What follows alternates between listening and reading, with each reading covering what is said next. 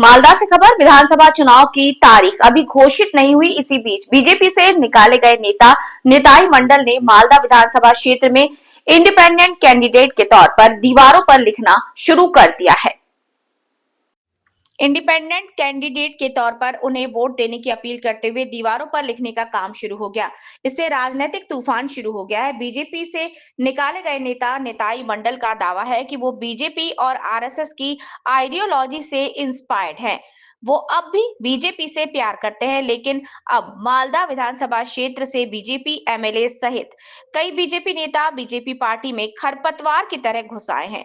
उन सभी ने उनके खिलाफ साजिश रची और उन्हें पार्टी से निकाल दिया। इसलिए उन्होंने चुनाव में इंडिपेंडेंट कैंडिडेट के तौर पर चुनाव लड़ने का फैसला किया है। उन्होंने भी इसी तरह दीवारों पर लिखना शुरू कर दिया है। हालांकि मालदा विधानसभा क्षेत्र से बीजेपी एमएलए गोपाल चंद्र साहा ने कहा कि कोई भी चुनाव लड़ सकता है, इससे कोई फायदा नहीं होगा।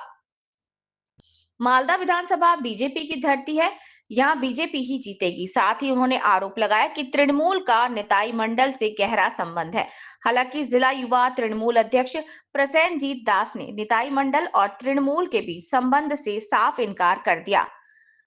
उनके मुताबिक ये तृणमूल का अंदरूनी झगड़ा है, इसीलिए उन्हें इस बारे में कुछ नहीं कहना। हालांकि अगले विधानसभा चुनाव में वे मालदा विधानसभा से बीजेपी एमएलए को पूर्व एमएलए बना देंगे। मालदा से रामचंद्र मंडल की रिपोर्ट। নিতাই মণ্ডল একসময় আপনাদের নেতৃত্ব স্থানীয় ব্যক্তি ছিলেন, তিনি দেওয়াল লেখন করছেন বিজেপির, মানে তিনি দেওয়াল লেখন করছেন যে বিধানসভা ভোটে প্রার্থী হিসেবে, কি বলবেন?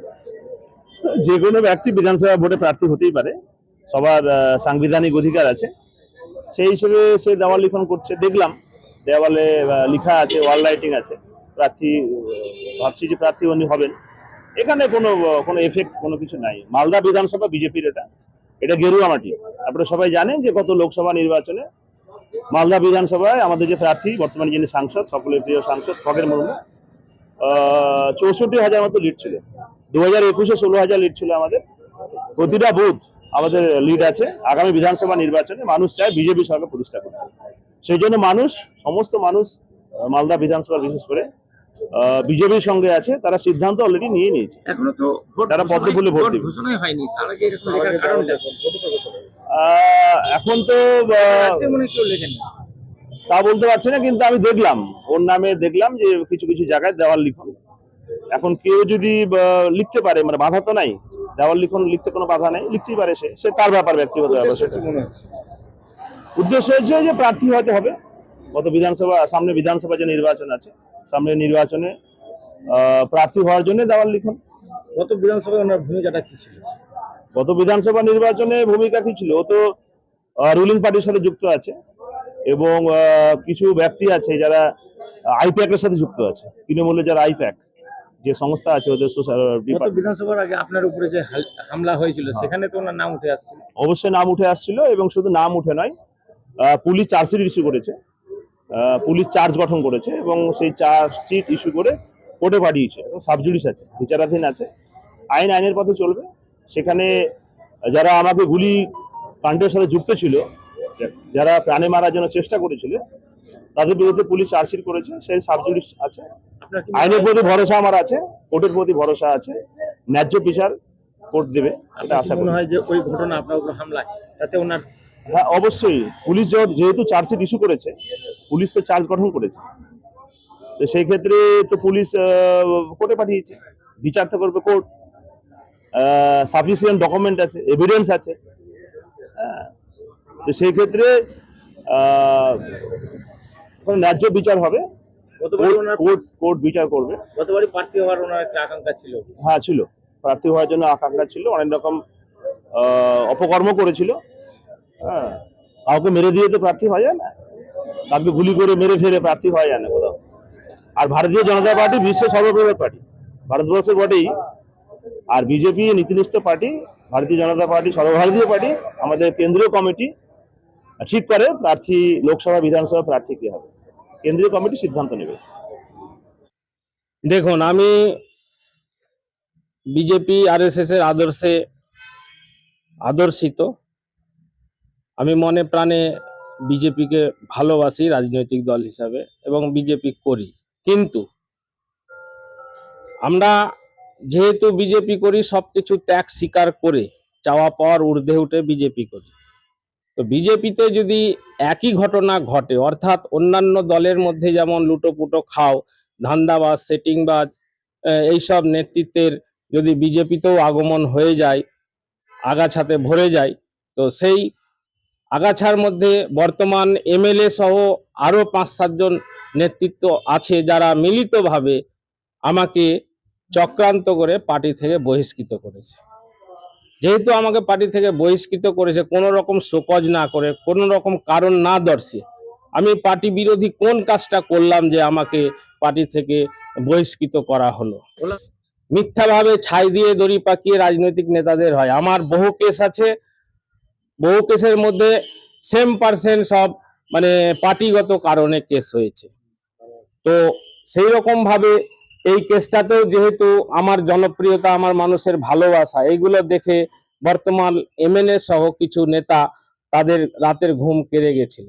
কারণ নিতাই যেভাবে কাজ করছে এবং মানুষের ভালোবাসা পাচ্ছে, তাতে আগামী দিনে ওদের চেয়ার হারিয়ে যাবে এই ভয়ে গোপাল সাহা সহ আরো কিছু নেতা জড়িত হয়ে চক্রান্ত করে আমাকে মনলি পার্টি থেকে বহিষ্কার করা হয়েছে। যেহেতু আমাকে পার্টি থেকে বহিষ্কার করেছে, সেহেতু আমি যেহেতু বিজেপির আদর্শে আদর্শিত, আমি অন্য দলে যাইনি বা যাবও না।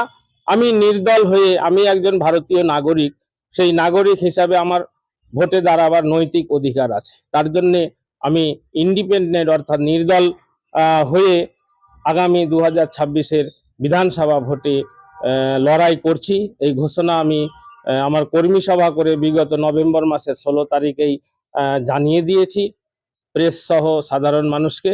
সেই অনুযায়ী আমি ওয়াল লেখন শুরু করে দিয়েছি। আমার গ্রামে গ্রামে বুথে বুথে মিটিং চলছে। আমি আপনাদের মাধ্যমে এটাও জানিয়ে দিতে চাই, আমি মনে প্রাণে চাইছি বর্তমান এমএলএ অর্থাৎ গোপাল চন্দ্র সাহা যেন বিজেপির টিকিটে এই 2026-এর বিধানসভাতেই প্রতিদ্বন্দ্বিতা করে। তাহলে মূল প্রতিদ্বন্দ্বী হিসাবে আমি নিতাই মণ্ডল তাকে ফাইট দিব এবং দেখাতে চাই যে আসল বিজেপি আর ধান্দাবাজ বা স্বার্থবাদ বিজেপির রেজাল্ট কি হতে পারে, সেটা আমি লড়াইয়ের মাধ্যমে, আমার কাজের মাধ্যমে, মানুষের ভালোবাসার মাধ্যমে আমি দেখাতে চাই। ওই গুলিকাণ্ডে কি তাহলে আপনার কোনো যোগ ছিল না, বা আপনার কেস কি অবস্থায়? কোনো মতেই আমার কোনো যোগ ছিল না, সম্পূর্ণভাবে আমাকে চক্রান্ত করে জড়িত করেছে। এখন কি চার্জশিট হয়েছে, কেসের কি স্ট্যাটাস? কেসের দেখ, আমি তো লয়ার না, কেসের স্ট্যাটাস আছে, আমাকে মিথ্যাভাবে কেসে জড়িয়েছে, তার জন্য আমি হাইকোর্টে কসিং মামলা একটা করেছি। সেই কসিং মামলা এখন পেন্ডিং আছে। সেই অবস্থায় এখন নিশ্চয় আমি আশাবাদী যে আমি সেই কেস থেকে মুক্তি পাবো। এমনি এখন জামিনে আছেন? হ্যাঁ, এখন বর্তমানে জামিনে আছি, কেস চলছে। তো বিজেপির বিধায়ক গোপাল সাহা বলছেন আপনার সঙ্গে তৃণমূলের যোগ আছে, আপনি তৃণমূলের যোগ সাজসে, তাদের পরামর্শদাতা সংস্থার যোগ সাজসে আপনি দেওয়াল লেখন। দেখুন, আমি যদি তৃণমূলের সাথে যোগ কেন তৃণমূলের সাথে যোগ সাজস করবো? সরাসরি তৃণমূলের টিকিট নিয়ে তাহলে ফাইট করব। আমি যা বলি তা করি, আমার ভেতরে ওই রকম চক্রান্তকারী নীতি নাই। কারোর বিরুদ্ধে কিছু বলার থাকে সামনাসামনি বলবো। আর এই যে গোপাল চন্দ্র সাহা, এটাও মিডিয়াতে বলছি যে গোপাল চন্দ্র সাহার ওই এসসি সার্টিফিকেটটা সঠিক না, এটা ভুল তথ্য দিয়ে কোর্টকে গুমরাহ করে একটা অর্ডার বের করে রেখেছে। তার জন্য আমি আইনি সমস্ত রকম স্টেপ নিয়েছি। ওটা কিছুদিনের মধ্যে আপনারা জানতে পারবেন তার এসসি সংক্রান্ত আসল রহস্যটা। আপনার তাহলে লড়াইটা কার বিরুদ্ধে, নির্দল হয়ে যে লড়ছেন? আমার মূল লড়াই হচ্ছে বিজেপির মধ্যে যে ধান্দাবাজ নেতাগুলো আছে এবং আদার্স পার্টিতেও যারা শুধু নিজের পকেট ভরতে জানে, কর্মীদের তথা সাধারণ মানুষের যারা ভালো মন্দ চিন্তা করে না, সরকারি সুযোগ সুবিধাগুলা প্রকৃত যারা প্রাপক তাদেরকে দেয় না, নিজেদের পকেট ভরে। এক কথায় তাদের বিরুদ্ধে এখন করেছেন এখন পর্যন্ত, কি টার্গেট রয়েছে? আমার দেওয়াল লিখনের টার্গেট আছে আর 15 দিনের মধ্যে সমস্ত গ্রামে গঞ্জে আমার ওয়াল লিখন সমাপ্ত হবে। শুধু সিম্বলের জায়গাটা বাকি থাকবে, যেহেতু নির্দলের সিম্বল আগে থেকে পাওয়া যায় না। আমি নমিনেশন ফাইল করব, তারপর সিম্বল যেই মুহূর্তে পাবো সেই মুহূর্তে সিম্বলের জায়গাগুলো আমাদের ফাইটার্সরা পূরণ করে দিবে ওয়ালে ওয়ালে। বিজেপির নেতাকর্মীরা তাদের কাছে কি বলছেন আপনি?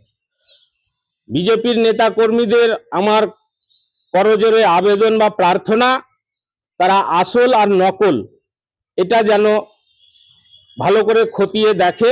নিতাই মণ্ডলের কাজ, নিতাই মণ্ডলের সততা, নিতাই মণ্ডলের অন্যায়ের বিরুদ্ধে লড়াই, ব্যবহার সবকিছু যদি ঠিক মনে হয় কর্মীদের, তাহলে নিশ্চয় আমার বিশ্বাস সমস্ত কর্মী আমার পাশে থাকবে এবং আমাকেই সমর্থন করবে, গোপাল সাহাকে করবে না। আপনি কি কি পদে ছিলেন পার্টিতে? আমি বিগত দিনে পার্টির বুথ সেক্রেটারি থেকে আমি পার্টির কাজ করছি। বুথ সেক্রেটারি থেকে অঞ্চল সভাপতি, অঞ্চল কমিটি, মন্ডল কমিটির সাধারণ সম্পাদক, অ্যাক্টিভ মেম্বার।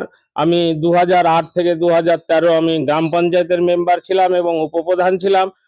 2018 থেকে 2023 আমি পঞ্চায়েত সমিতির মেম্বার ছিলাম এবং বিরোধী দলনেতা ছিলাম, এবং তার সাথে সাথে 30 নম্বর জেডপির আমি বিজেপি পার্টির প্রেসিডেন্ট ছিল। আপনার স্ত্রীও তো পার্টির সঙ্গে আছে? আমার স্ত্রীও বিগত দিনে আপনার যখন অবিভক্ত মালদা মানে উত্তর আর দক্ষিণ মালদা সাংগঠনিকভাবে যে ভাগ হয়েছে, তার ভাগ হওয়ার আগে যখন মালদা জেলার মহিলা মোর্চার সাধারণ সম্পাদিকা ছিলেন আমার ওয়াইফ রুমা সরকার মন্ডল। উনাকেও গোপাল সাহা চক্রান্ত করে পার্টি থেকে সাইড করে রেখেছে। কোনো রকম মিটিং মিছিল কোনো রকম কিছুতে তাকে আহ্বান করে না। 2-1টা মিটিংয়ে গিয়েছিল, তাকে কে ডেকেছে তাকে থ্রেট করা হয়েছে। তারপরে নিজের মান সম্মান নিয়ে বাড়িতেই বসে আছে, বাড়িতে কাজ করছে। এখন আগামী দিন পার্টি সুসম্মানে যদি তাকে করে, সে নিশ্চয় ভেবে দেবে। আপনার নাম? আমার নাম নিতাই মণ্ডল, আমি একজন বিশিষ্ট সমাজসেবক। দেখুন, নিতাই মণ্ডল প্রথমত হচ্ছে বিজেপির লোক, উনি আরএসএস করেন।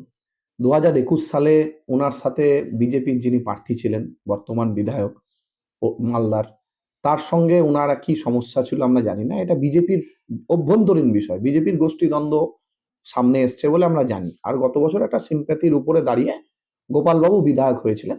তবে আমাদের সাথে তৃণমূলের একটা বিষয় নয়, এটা একদম বিজেপির অভ্যন্তরীণ বিষয়। কে প্রার্থী হবে না হবে সেটা বিজেপি দল দেখুক, আমাদের দলের সাথে এর কোনো যোগাযোগ নেই। একটা কথা বলতে পারি, ওল্ড মালদায় বর্তমান যিনি বিজেপির বিধায়ক আছেন উনি প্রাক্তন হচ্ছেন খুব তাড়াতাড়ি।